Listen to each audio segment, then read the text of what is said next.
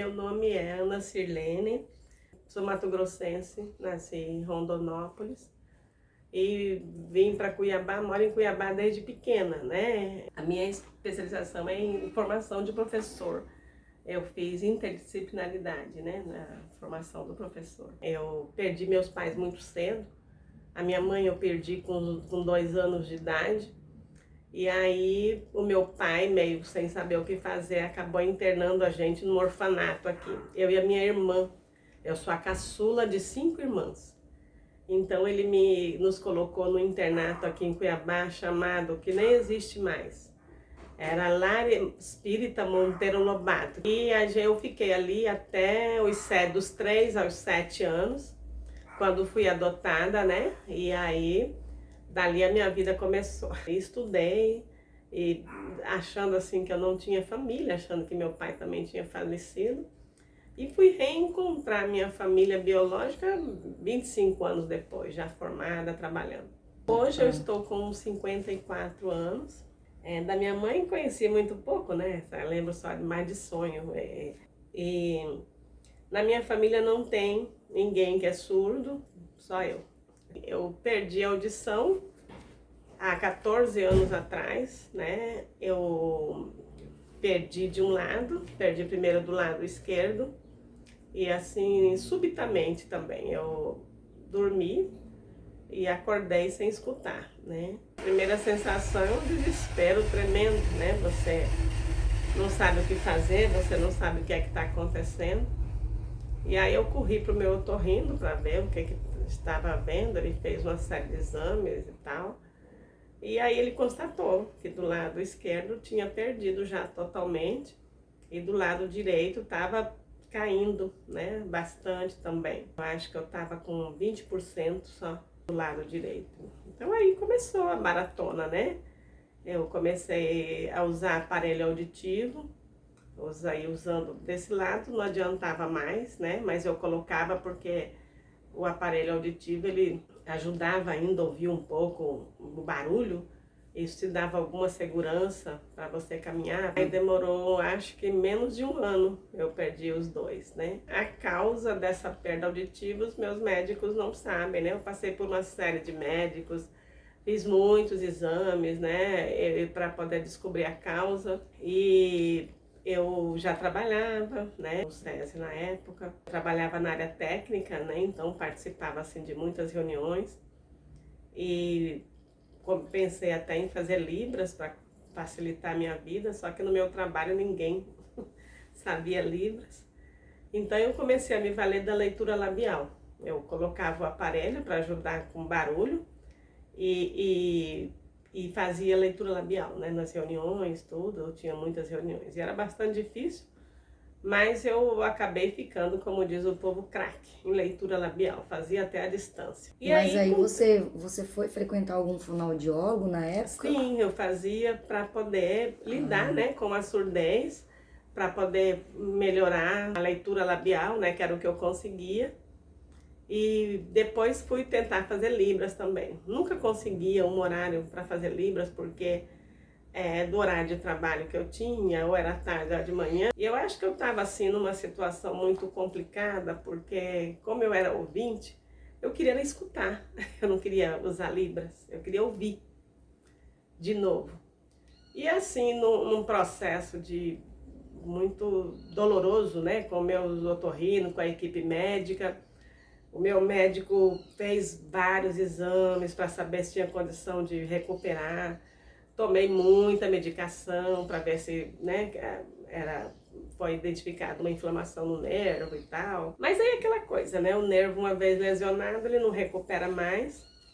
E aí teve um período que o meu médico, o doutor Nicolai, né, na consulta, que eu ia sempre acompanhada, era sempre muito difícil. E aí nessa consulta ele me falou, olha, Ana, a gente precisa conversar, né, falar certinho da sua perda auditiva. E eu falei para ele, doutor, eu tenho 3 perguntas. A primeira, o que é que eu tenho exatamente? A segunda, né, se eu vou ficar boa. E a terceira, o que é que eu tenho que fazer para melhorar? E aí ele falou, não, tudo bem, então vamos lá. Eu lembro que é um médico muito cuidadoso, muito humano. Então ele ia falando comigo, a minha irmã do lado, e ele escrevia no computador para eu ler, né? Porque como eu não estava ouvindo nada, era leitura labial, mas ele se assegurava de que eu ia compreender o que ele estava falando, escrevendo, né? Legendando a fala dele. Eu achei aquilo fantástico da parte dele. Então, assim, ele me falou, né? Olha, respondendo a sua primeira pergunta, né? O que é que você tem? Ele falou, você está surda, você tem surdez profunda bilateral, né? Significa que você está surda, né? Completamente você perdeu a audição. E quando ele falou isso, me deu um desespero completo, né? Absoluto. Aquele dia eu acho que eu tomei consciência, né? A minha fono falava assim, olha, a parte complicada é você tomar consciência e aceitar a sua deficiência. Então ela falou assim, você precisa se aceitar como pessoa com deficiência, que é o que você é agora. E naquele dia, quando o doutor me falou, eu acho que a ficha caiu de fato, né? E me deu um desespero muito grande. Eu acho que se a minha irmã não tivesse me segurado, eu acho que eu teria saído correndo daquele hospital que nem louca gritando. O primeiro impacto, né, eu acho que é esse mesmo, é de desespero, né? E o doutor Nicolai me esperou acalmar e aí ele falou, olha, respondendo a segunda pergunta, se você vai ficar boa, se você vai recuperar a sua audição. A resposta é não. Porque a audição explicou, né, que o nervo, uma vez lesionado, não tem como recuperar. Do jeito, né, que você ouvia antes, né, você não é mais ouvinte, você está surda. E a terceira pergunta, dá para responder, o que é que você tem e pode fazer para ficar boa? E aí ele me falou da solução auditiva, que era o implante coclear. Ajudava muitas pessoas que tinham perdido a audição já oralizada, adultas, e tinha sentido muito bons resultados. E eu perguntei para ele qual era o risco, né, disso, e ele me explicou, foi muito claro com os riscos da cirurgia, porque toda cirurgia tem risco. Ele me explicou direitinho, eu falei, então ok, vamos lá. Se essa é a solução, né, não tem nada, então vamos lá, vamos enfrentar. Eu nunca fui de correr. Eu queria muito ouvir de novo, né, e embora eu quisesse aprender Libras também, a minha língua materna é a língua portuguesa, porque eu era oralizada, então eu queria falar, né, eu queria ouvir de novo. E aí eu fui me preparar, né, o protocolo longo do implante coclear, né? Para fazer a cirurgia demorou quase um ano, porque você tem que saber se é de fato isso que você quer, mas eu tinha muita segurança de que era isso que eu queria, porque eu perdi a audição velha já, né? Eu perdi com 40 anos já, estava muito bem ambientada já e queria demais ouvir de novo, tinha a cóclea preservada, né? Ele fez todas as avaliações. Ele faz a avaliação para ver se vai ter uma resposta boa, positiva, como a pessoa está esperando, porque são 22 eletrodos que são implantados na cóclea, né? É um chipzinho que implanta na sua cóclea, mas se você tem algum problema, né? Os 22 não funcionam. Se funcionar 18, por exemplo, a sua audição você vai ter pouca, né? Pouco ganho com o aparelho.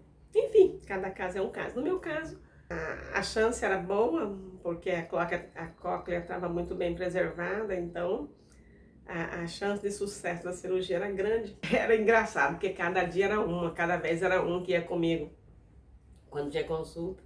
Toda a família passa por essa adaptação, é incrível. A primeira coisa que a família precisa entender é que você não ouve igual a eles ouvem, né? A pessoa ouvinte.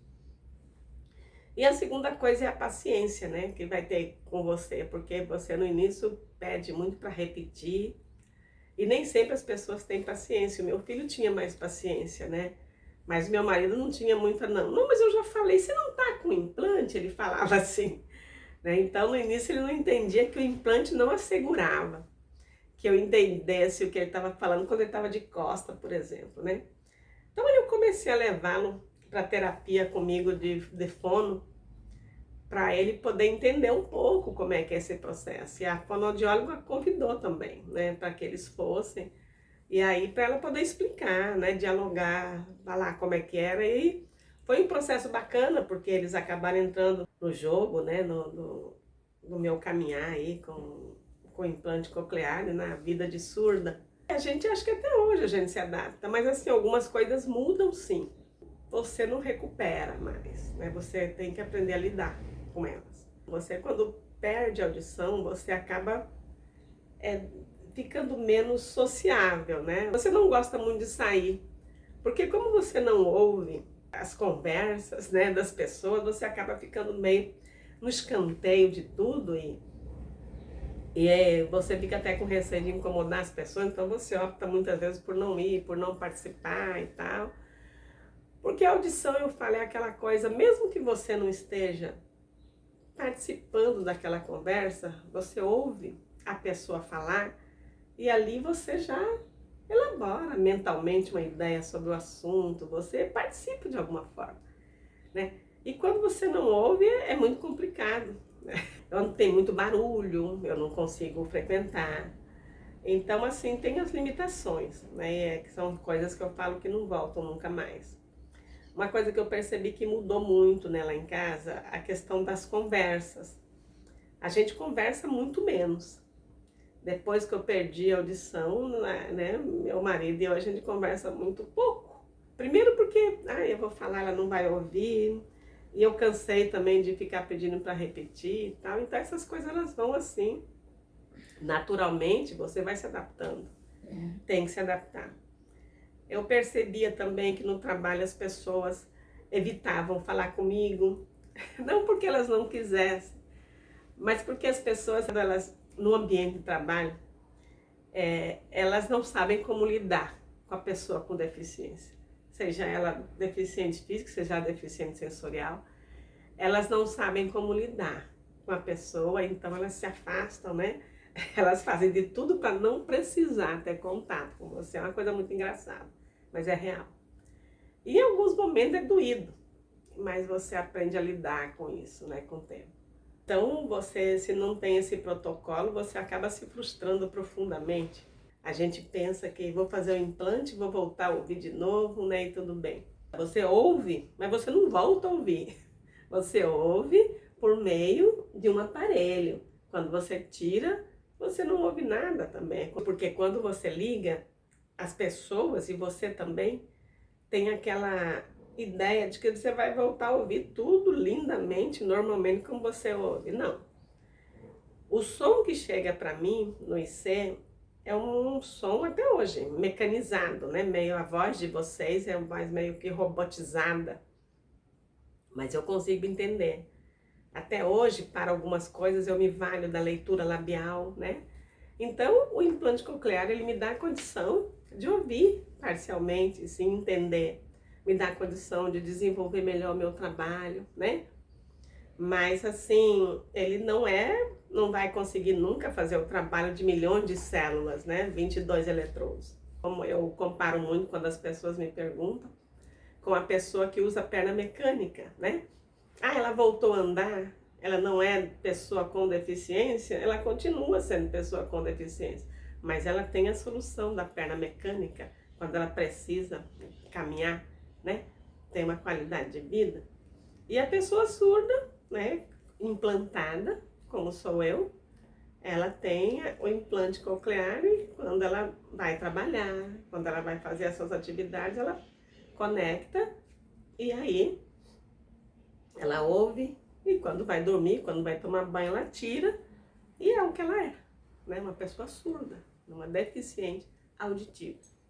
E tá tudo bem também. Nessa época eu tava na área técnica, porque eu não tinha condição de estar em sala de aula mais, né? Sim. Porque como não ouvia, né? Era complicado você trabalhar com as crianças, Sim. né? E eles não têm aquela coisa de parar para você fazer a leitura labial, né? Enfim, eu não sabia Libras, não tinha um intérprete de Libras. Eu voltei para a sala de aula agora, depois do concurso, mas diferente. Com os alunos, é muito interessante, porque na sala de aula, a gente faz a gestão, a gente tem ali, faz o combinado. Então, eu já falava com os meninos, meus alunos do segundo ano, por exemplo.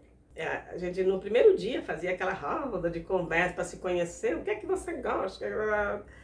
E aí a gente falava um pouco, né, das limitações das pessoas. Eu aproveitava e falava da minha. Falava, olha, eu tenho uma limitação, que é, né, de ouvir. Tirava o implante, mostrava para elas, né? E a preocupação delas, da criança, era uma só. Se doía. A pessoa dói? Não, não dói. Aí pronto. Né, acabava a curiosidade, elas lidavam com isso normalmente. Quando eu tinha que trocar a pilha do implante, porque acaba a pilha no meio da aula, eu pedia um tempinho, né, que eu ia trocar, e elas entendiam tranquilamente. Mas assim, com os colegas, é engraçado, os colegas, eles evitam conversar com você. Numa reunião pedagógica também é muito engraçado. Eu me lembro que a primeira reunião pedagógica lá na escola, tinha aqueles grupos de estudo e eu fui apresentar. Eu me lembro, hoje eu acho até engraçado, mas as colegas riram do jeito como eu falava, né? Elas perguntavam, eu não entendia, e aí eu levantei a mão e expliquei. Falei, olha, eu peço que quando vocês forem perguntar, levanta a mão para que eu enxergue vocês, para eu poder saber quem é que está perguntando. E uma olhou para a cara da outra, sem entender. Eu falei, é porque eu sou surda, eu não escuto. Longe, não consigo entender, e expliquei, depois elas entenderam. Mas assim, elas, né, ficaram assim, rindo.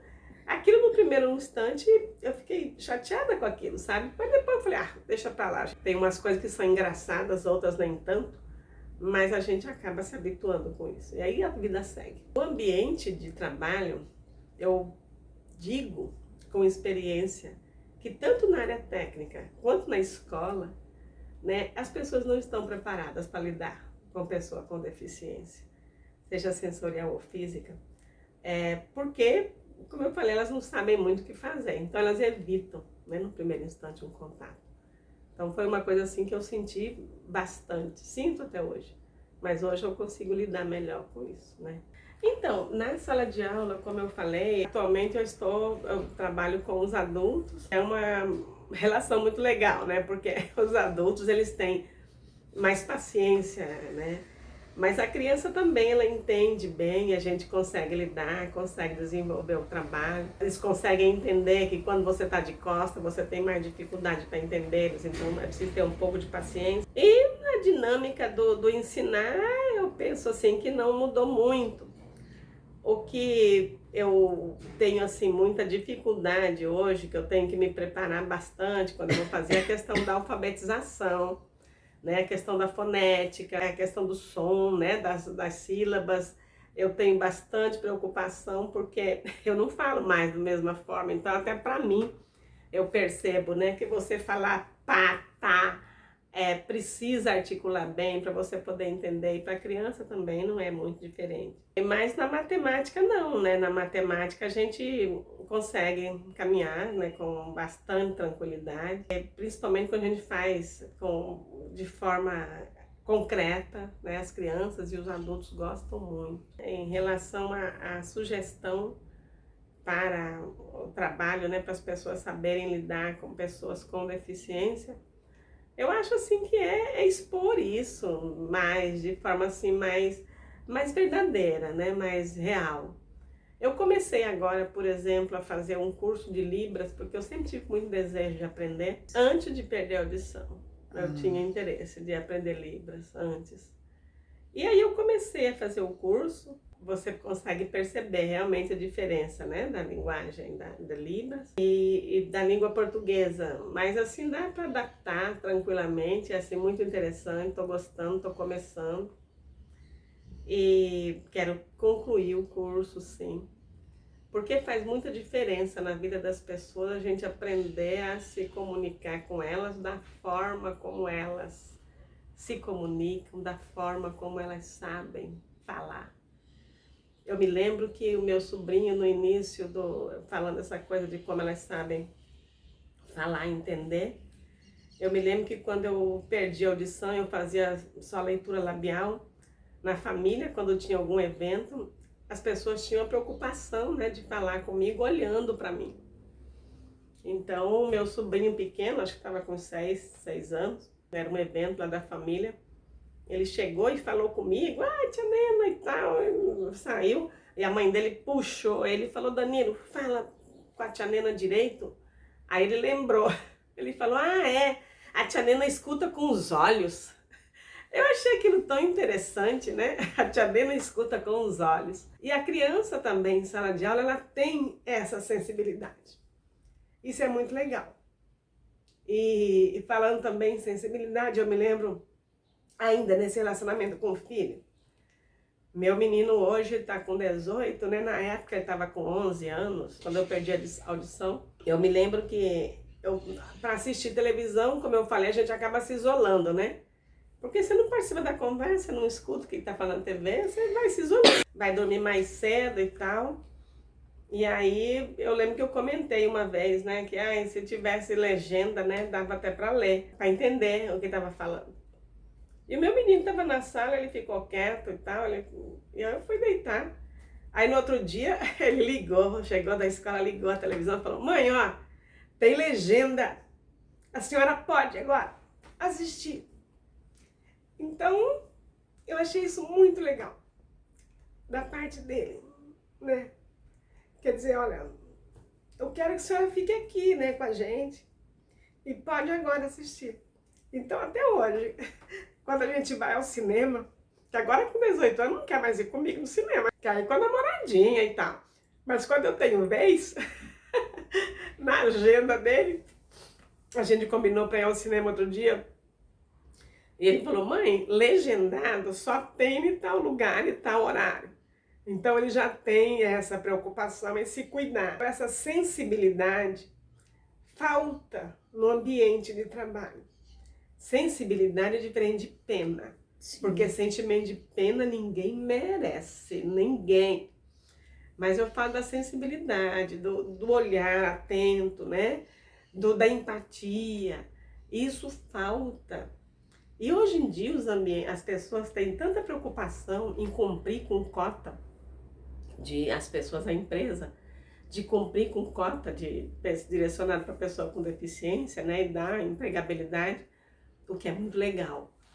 Mas ainda falta esse trabalho com a equipe, para que eles aprendam a receber a pessoa com deficiência. Não basta colocar a pessoa ali e qualquer coisa serve. É preciso ter atenção, né? Por exemplo, você não vai colocar uma pessoa com deficiência sensorial, como uma surda, para fazer um trabalho de atender telefone. E se vai atender telefone, se ela escuta ao menos um pouquinho, tem que ter um telefone com potência, um telefone que dê condição de trabalhar. Então essas coisas não são muito vistas, né? Então isso que eu falo de tratar das coisas, da questão da deficiência com clareza, né? Com sensibilidade, com empatia. Eu acho que isso falta um pouco, né? A comunidade surda, como as pessoas falam, eu ouço falar, é um pouco fechada, né? Eu percebo assim que não tem muita aceitação. O relacionamento não é muito harmônico, né? Das pessoas surdas que usam Libras e as pessoas implantadas, né? Tá. Então há um distanciamento aí das relações, né? Tanto é que no dia que eu fui, ela perguntou, né, se eu era surda. Falei que sim. Ela olhou, a professora olhou para mim assim, desconfiada, por causa do implante. Aí eu falei, não, eu sou oralizada. Ela falou que ela até tentou usar, mas não se adaptou. Acontece também. Então eu acho assim que a questão da surdez, ela é plural, sabe? E eu quero demais estudar sobre isso, essa pluralidade, as pessoas precisam entender, nós precisamos entender que o surdo não usa só Libras, nem todo surdo é implantado, mas é surdo do mesmo jeito. Passa pelos mesmos problemas, passa pelas mesmas dificuldades. Dificuldades, é claro, é diferente, né? Mas passa também. E isso precisa ser entendido e não precisa ser aceitado, mas precisa ser respeitado. E isso não é, né? Há um distanciamento grande, né? Uma linha tênue que a gente fala aí.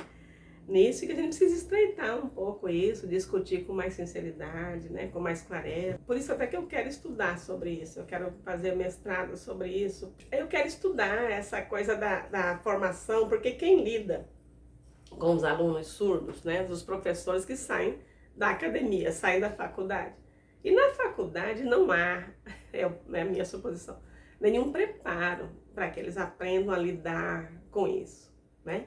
Na sala de aula. Então, assim, como é que a gente está formando esse pessoal, que eles vão para a sala de aula para poder lidar com pessoas com deficiências, pessoas de todas as ordens, né? Como é que está sendo esse preparo? Eu acho que a gente precisa melhorar um pouco isso. Então, eu queria estudar, queria saber mais para poder ter condição de discutir melhor e propor melhorias, né? Porque senão às vezes a gente fica só no achismo, partindo só daquilo que a gente sente, daquilo que a gente pensa, né? Como que você vê o papel do Estado nesse ambiente, nesse cenário, em relação às pessoas surdas? Eu ainda não sei, né, muito. Todas as minhas fonoaudiólogas doutoras foram todas do SUS, né, do serviço público. Então, eu penso assim que é um potencial grande, mas precisa de ter um encaminhamento, né, um direcionamento melhor para isso, né? Eu entendo que não basta dar para a escola o intérprete, né, para resolver lá o problema da pessoa surda. Resolve o problema da pessoa surda que usa Libras, né, talvez em parte. Mas, como eu disse, há outro tipo de pessoas surdas que não usam Libras, pessoas surdas que fazem leitura labial, pessoas surdas que são implantadas. Então, eu acho assim que hoje o trabalho está direcionado numa linha só e precisa abrir um pouco mais, né? É uma discussão longa, eu acho que não sei se chega a algum lugar, mas eu acho importante, sabe, assim, pensar sobre isso, né? Ampliar o atendimento para a pessoa surda, levar de fato com mais seriedade o trabalho com pessoa com deficiência. É um trabalho que tem que ser diferenciado e hoje assim eu não conheço muito, eu vi muito pouco, então não tenho parâmetro assim para dizer. Mas o pouquinho que eu vi, eu penso que precisa ser feito mais, né? Precisa fazer formação continuada com os professores voltado para a questão da deficiência. Hoje em dia discute-se muitos transtornos, né, de aprendizagem e precisa discutir um pouco a questão da deficiência, a questão da deficiência sensorial, a questão da surdez na escola, né, e o que pode ser feito, né, para melhorar a aprendizagem dessa criança surda. Então é isso. Quero agradecer a oportunidade de falar. Conto com a compreensão aí pela choradeira, Imagina. mas é parte, né? É isso. Muito obrigada. Tudo bem, eu que agradeço.